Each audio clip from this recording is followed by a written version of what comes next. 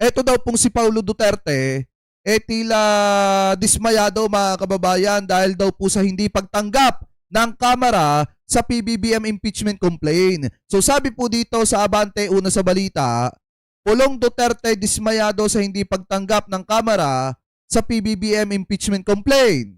Sabi po dito, binatikos ni Davao City Representative Paulo Pulong Duterte ang hindi pagtanggap ng Kamara sa ikatlong impeachment complaint laban kay Pangulong Ferdinand Marcos Jr.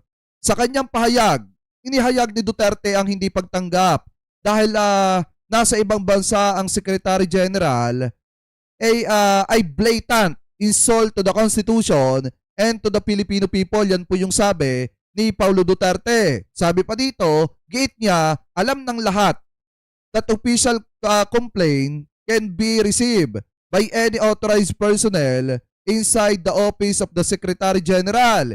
Hindi ito rocket science, hindi rin daw po ito first time. Sabi pa dito, kung gustong tanggapin ang reklamo, tatanggapin. Kung ayaw, maghanap ng palusot.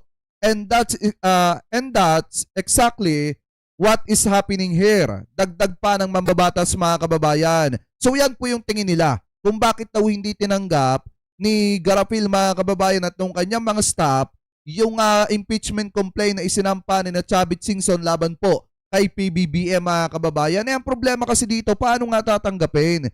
Kung wala nga mga kababayan, yung Secretary General at naando doon nga sa Taiwan at tumatanggap nga ng award. At paano nga naman tatanggapin nung mga empleyado, nung Secretary General kung hindi naman po sila authorized? At ang isa pa nga dito, pumunta si na Chavit Singson doon para mag-file ng impeachment complaint. Ang problema, wala pong kongresista silang kasama na mag-i-endorso noon o gustong mag-endorso nung kanilang mga impeachment complaint. So sabi pa daw mga kababayan dito, di Paulo Duterte, basahin pa natin. This is no longer about procedure. This is about cowardice and political protection.